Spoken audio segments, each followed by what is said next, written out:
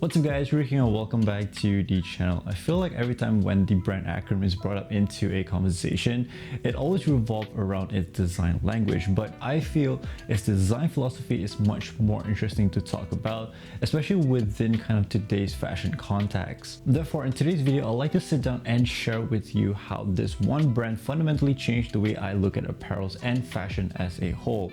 So grab a drink or some snacks because I like to share with you all my experience being a longtime fan of this brand.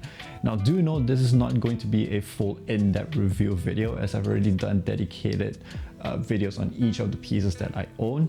So if you guys are interested to check out any of them, all the links can be found down below in the description box. But as usual, before we continue further into today's video, it would be very much appreciated if you could go ahead and hit the subscribe button down below if you are new to the channel or just haven't been subscribed yet, as it really does help the channel out a long way. Also, if you guys are feeling generous and want to help support the channel in a much bigger way, I do have a Patreon page whereby at its lowest tier, it is only $8 a month. And all of it will go and help me to pick up new film equipment so that I can continue to improve the qualities of the videos for you all, as well as helping to keep the lights on this channel. Ask most acronym fans out there, including myself, and they probably will tell you it's the design language that they're drawn towards, and for very good reasons. After all, we are talking about fashion, so it kind of needs to be visually appealing in the first place. It's very difficult to pinpoint what exactly makes acronym stuff so cool, as it's a combination of many different things. From a visual perspective, its futuristic utilitarian design looks as if it were made from a distant future, while on the wearability side of things, the apparels are interpreted as sort of these tools to help the wearer better adapt with their surroundings. It's a brand that literally paved and made way for an entire sub-fashion category known as techwear that blends performance, functionality, and design all together. However, something else that stood above all for me is the brand's philosophy at looking at apparel design from a very atemporal perspective. This is a paragraph taken from one of Arison's older IG posts that talks about how the brand has always aimed to design things that could exist outside of time. Simply put, designs that are not based on current trends or hype, and it sort of just exists in its own time frame, changing and evolving at its own pace, never outdated and never out of style.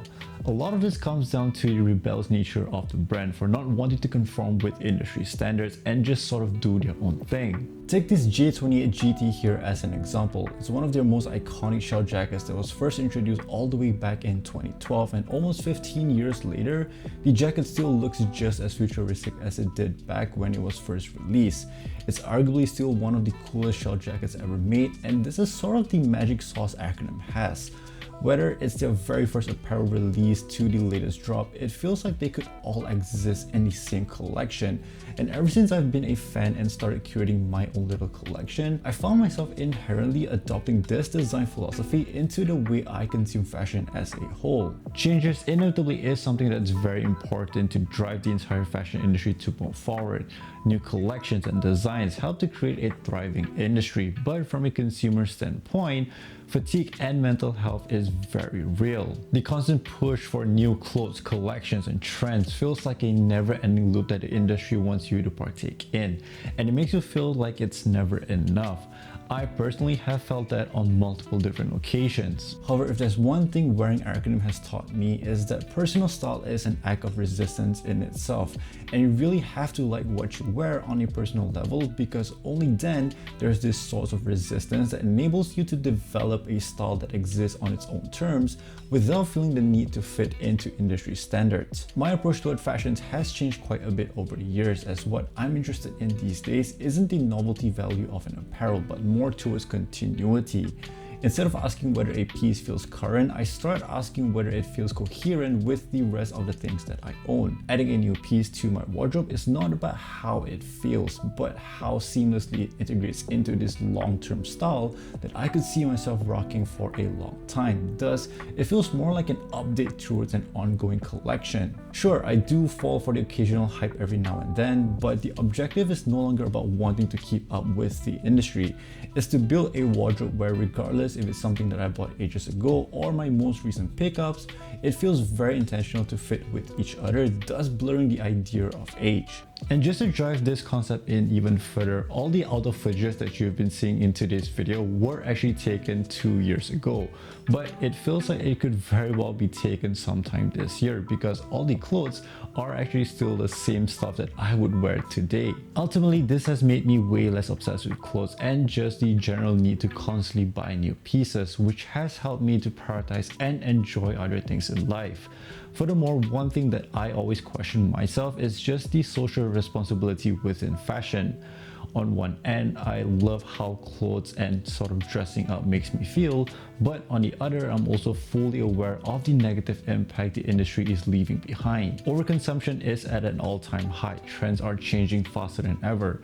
Drops and collabs are happening way more frequently, and it's very understandable because every brand exists to make money, but it does raise a serious concern when it comes to sustainability, as all this just leads to more and more stuff being produced. This is where I feel Acronym separates themselves from the majority of the industry, because while many are looking towards more sustainable alternative, the brand makes things very clear. You cannot buy your way into sustainability. It just doesn't work that way, which is why as much as the stuff is indeed very expensive, the brand has always taken pride in trying to make the best possible apparel so that it's able to withstand heavy amounts of wear, but most importantly gives their customers the option to not have to constantly buy new clothes. This results in apparels that are just very expensive to produce in the first place, but just like Arison said in one of his past interviews, you're not technically supposed to buy from every single collection drop. We're trying to make things that are as durable as possible, as timeless as possible.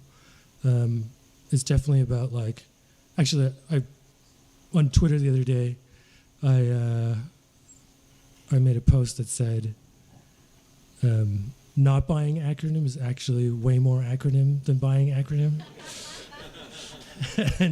and I actually, it sounds crazy, but I actually believe that's true because, we have a lot of very devoted fans, and bless you all.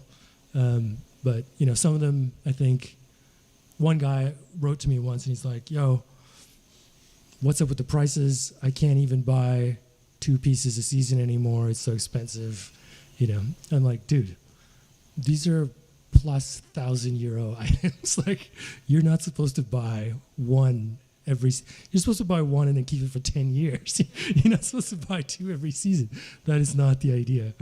But, hype and design does crazy things to people. So undeniably, you are still paying quite the premium for that acronym branding, and if we are strictly looking at it from a price to performance ratio, there are definitely other brands out there that would offer a much more competitive price with very similar performance. Just take a look at the latest Boston Vertex line that's co-designed with Arison himself. The 3-in-1 flagship jacket would have easily cost a double or even triple if it was made by Acronym themselves. That being said, although expensive, it isn't trying to sell you the idea of luxury and status, just functional clothes that are meant to be worn. And if this is something that you're interested in, then today's video sponsor Gentle Bands might pique your interest. Luxury used to be defined by status symbol, material hierarchy, and external validations, but Gentle Band aims to redefine what luxury accessories are meant to be. Quieter, more intentional, and something that accompanies you in life instead of just being kept in a box only to be worn for special occasions. Because for me, when it comes to jewelries and accessories, it's the stories and memories that I make with it that matters the most. Ranging from a bunch of different unconventional materials and unique design, you're bound to find one that resonates with you personally. I chose the Rebel Titanium ring as it represents me the best. Simple and timeless in design, but at the same time extremely durable and tough, allowing me to wear it daily without any worries. And I feel even if it does get some nicks and scratches, it adds a lot more character and story to the ring. So if you're interested in picking up a ring that would accompany you through life, then head over to their site and use code RUI for an exclusive 25% off coupon. All your links can be found down below in the description box, and thank you to Gentle Band once again for sponsoring today's video. So after all these talks, does the apparel actually hold up in real life wear? Well, I would say I'm a pretty good test subject because I purchased my first few acronym pieces, the P30A and the 3A5, all the way back in 2021. Trust me when I say I basically live in them for the next couple of years. Let's not even mention my SB29M, as it's literally the only pair of shorts I own at the moment, which probably has over 200 wears by now. Of course, your mileage may vary, but based on my personal experiences, I've never once felt concerned that it will fail on me, even after so many wears later. And trust me when I say, as much as I do care for my garments, I truly just wear them in a very general sense and not being afraid to utilize them as intended. From running errands to work when I'm out about all day filming, to traveling, hang out with friends, and even occasional fashion events, I truly do most things in them. Well, obviously there are some signs of aging, and it is to be expected after so much wear and wash, but for the most part it's just been holding up just as well as when I first got them. Finally, if you're a new fan and wanting to get into the brand, what is the best way to approach it? While there is no right or wrong answer here, I'll share with you my honest and unbiased opinion. From a functionality perspective, a lot of the pieces do share a similar core set of features. The main big difference here truly comes down to design, silhouette, and aesthetic. Hence, unless you're planning to be a hardcore acronym collector, I personally feel you really only need to aim to complete one full uniform, which consists of any of the shell jackets, a pair of bottoms, and maybe a third arm messenger bag that best suits your needs in order to fully experience the ecosystem and everything the brand has to offer. After that, it's all about wearing them frequently, finding different ways to build outfits around these pieces, and just caring for your clothes, because in my opinion, this is the way acronym apparels are meant to be worn. I feel for most people this is a perfectly good stopping point, but let's face it, it's easier said than done once you start building your collection and getting into the brand. This basically wraps up today's video, and I hope it gave you a slightly different perspective in regards to one of the most prominent brands within the technical apparel space. What are your thoughts about acronym, and if you do own some of their stuff, what has your experience been? Do let me know down below in the comments section. Once again, thank you to Gentle Bands for sponsoring today's video, and if you want to step up your accessory game or just find something that you could daily drive without any worries, then be sure to check them out. If you have watched all the way to the end, thank you guys so incredibly much, as it really does mean so much to me. Don't forget to give this video a thumbs up if you did enjoy watching it, and a sub would definitely be very much appreciated. That's all I have for today's video. Please do stay safe out there, and I'll catch you all in the next one. Peace out.